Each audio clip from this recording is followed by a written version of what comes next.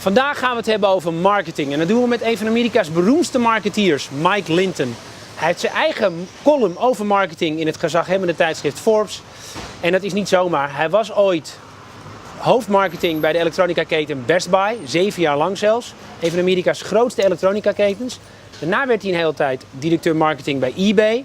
En tegenwoordig is hij actief in de koffie. Hij is commissaris bij Peet's Coffee, een heel interessant bedrijf, omdat het is opgericht door dezelfde mensen die ook ooit Starbucks hebben opgericht. Waarmee ze nu in een hevige concurrentieslag zijn verwikkeld. En de vraag aan hem is natuurlijk, is de marketing van internet en technologie nou anders dan de marketing van koffie?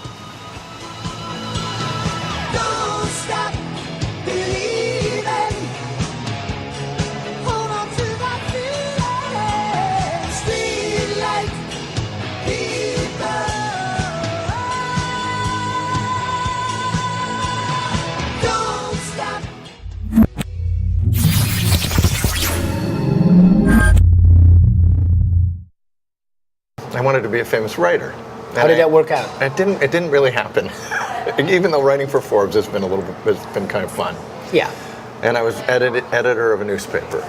And then I realized my junior year that I liked running the paper more than I even liked writing my own column.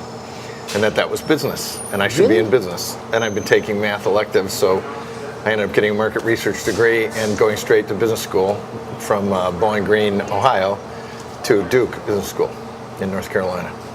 And then I went to Procter & Gamble from Duke. And you understand it's a very sad story, of course, because you come from wanting to create something nice and beautiful and becoming a marketeer, which is the most despised breed of people on the planet. There's way worse people than marketers. Accountants. There you go.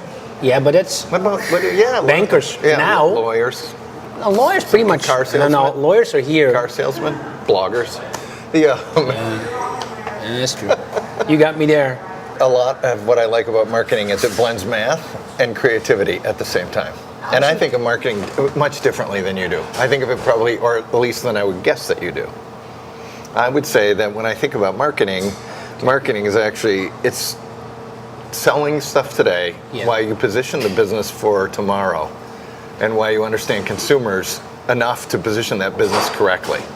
So marketing in my mind has product development thinking in it, long-term positioning versus competitive brands, creative storytelling, and also a long-term story that is delivered through the product, through whatever advertising or search that you do, and through pricing and everything else and distribution. And that's kind of marketing. So marketing is all the faces to the consumer today and tomorrow. Okay, but how does that include math? You said marketing is math meets creativity. I think marketing is 70% math. First, in the long run, you want to measure what consumers are saying about your business and what consumers are saying about your brand vis-a-vis other brands. So how are you doing? There's also all kinds of math in terms of return on investment. You can see that in search, but you can also see that in other types of marketing, any direct marketing. Search, you mean search engine advertising or that kind of search. stuff? But if you do direct marketing or a loyalty program, very measurable, very completely. Yeah. I mean, that's 90% math. Yeah. It's all about the mailing list and the development of the mailing list. Yeah. And then there's long-term creative, like television, which is an easy one to look at. But in the end, that also drives a lot of math. It just has a longer time. It's very hard to measure, though, isn't it? Well, you can measure components of it. Media buying, media reach, media frequency. Does this have an impact on your viewing public? Is it changing behavior over time? You can measure that. Brand attitude, that kind of stuff. And that actually matters over time. And you can start also looking to correlate those all together. So I would say, without a doubt, marketing is 70% math. What I like is, I like products that compete against other products where you can help develop them, and the consumer wants them. Look, your customer, obviously you want your customers to buy your product today. Yeah. But as a marketer, you have to ensure they're going to buy your product tomorrow. That means product improvement, correct pricing, correct positioning. You have to be telling a story that matters to them. You can't change a story every month. U.S. car companies do this horribly. 1 minute they're the best fuel economy, the next minute it's $500 cash back, the next minute it's a great design. You mean their claim is too short? It doesn't have any long-term power. Plus it's not unique. Right, the it's others not are unique. claiming the same thing. It's not unique, and it's not sustainable. So wouldn't you have liked to work at a car company and see if you could have done something different? Yeah, but I think a couple car companies have done that. You know, I would say Which one? BMW. No, but for an American car company, wouldn't it have been great for you to turn that around Well, I think- and help the Hummer, symbol of America? Here's what I think. I think there's a lot of companies that could benefit by that long-term focus, but a lot of companies don't think of marketing that way. They think of marketing only as telling the story after the product is made. I get it. And what you're saying is they should do what? You have to be thinking about how the product is going to develop, so when you are telling the story, it makes sense year after year after year, and it gets better. So give me an example where somebody did it right, or maybe you did it right. Well, I think Nike has done it right.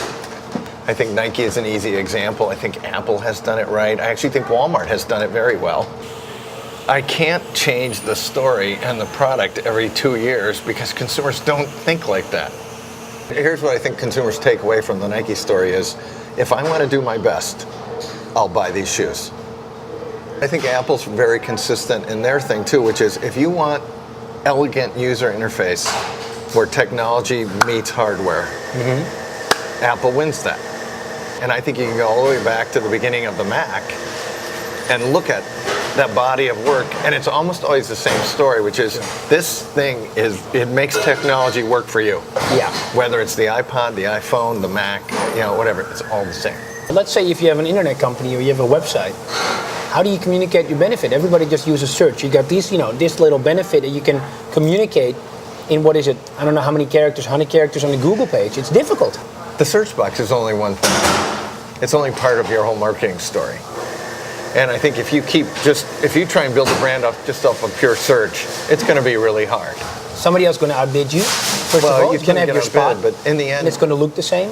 In the end, if consumers can't go directly to your site, what kind of brand do you have? And I think search is a great thing. It's a wonderful tool for marketers. It's a great invention in the last 10 years, but it's not the be all end all. And same with social networking. I think social networking is fabulous. It's a wonderful tool. Everyone should be playing around with it. Consumers aren't going to want a one-to-one relationship with every brand they buy. And everybody ought to experiment with this and fit it just like they fit direct mail in. Yep. And just like they fit cable channels in, and just like they fit, all kinds of stuff in, they'll fit this in. So you're basically saying for marketers it's just extra channels. It's more complicated. It's more fragmented, but nothing new, nothing changes. Well, it's new. And it changes the game, but it won't change the game the same way for everyone, is my point. So if you can figure out social networking and how to use it and still drive your brand and have your product roadmap out there for the next 2 years, and you got that's fantastic. Very few companies do that. Okay. I think you're just trying to get as far on that curve as you can and try and win. So when you were at Best Buy, how was it different from being the head of marketing at eBay, for example? What kind of experience is that? So I think you have to always go back to the business model. Because it's so different from each other. It is different, but so first thing I always look at it from a marketing thing is how does the company make money? Good point. And how do you use capital? I like where you're at. Well, because marketing has to drive money. In the end, the consumer is buying something from you. It makes whether it's money or time Yeah. or spent or anything. Sure. Yeah. Your job as a marketer is to make sure they feel they're getting their worth for the time invested or the money invested or the emotion invested in the brand. Yes. Whether that's bath tissue, internet, or retail store. That benefit you give them. Coffee. Yeah. The coffee buying experience, the time on the web, the shopping experience on eBay, the shopping experience at Best Buy, Yep. the product that Procter delivers through the retail channel. Yeah. That's their investment in your brand. Yep. Your job as a marketer is to make sure they feel good about that investment and they want to invest more. You seem to have it in your head though. When you come into a company, you seem to be able to nail down this is what the customer wants. It maybe takes a while, but at a certain point you understand what you need to do to tweak. So I guess you have your own ISO, whatever, I have my own way, but Mike I Linton think there's other great certificates that you sort of put onto it, and then you start working a certain formula. First is how does the company make money? Yes. The second is how does the consumer use the business? Yes. The third is what tools do I have that allow the company to make money in a way the consumer is happy with me? And it's, and I think if you start with those sets of questions, you can come to an okay answer. Or at least you can develop an informed point of view that allows you to develop some okay marketing maybe. Independent of if you have a product, a service, a website, a car, whatever, do those 4 steps. Because in the end, the consumer is giving you time and money. That's why it's all the same in the end. That's why that part is the same. And then how you deliver your product is all different, and how you market it is different. But the questions are still the same. Because you only have so much money and so much time as a consumer, regardless of what you're buying, watching, or eating. I still don't understand it, but thanks a lot for your time. My pleasure.